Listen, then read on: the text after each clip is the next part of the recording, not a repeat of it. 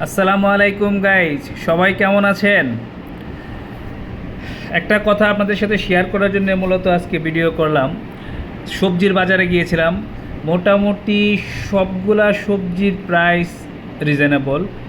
আপনার শসার, যদিও দেশি শসার প্রাইসটা তুলনামূলক একটু বেশি, হাইব্রিডেরটা আবার আপনার সবার ক্রয় ক্ষমতার মধ্যেই আছে। তো যে জিনিসটা আসলে শেয়ার করব সেটা হলো এই যে আমি আসলে কোনো দল করি না, সেটা যেই পার্টি হোক। আমরা সাধারণ মানুষ, নিজে খেটে খাওয়া মানুষ, আমরা কারো আসলে ওরকম না।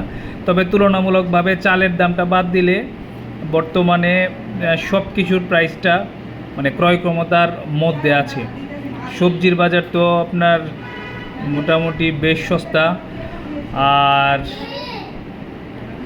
এই যে ভাইদের কাছে এখানে ওনারা সবসময় একদম টাটকা আনারস, ওই যে ওই পাশের যে ভাই সবজি কিনলাম, রমজান ভাই, ওনারা ওই যে বিটিভির পাশে বসেন, একদম টাটকা সবজি নিয়ে আসে। Thank you guys.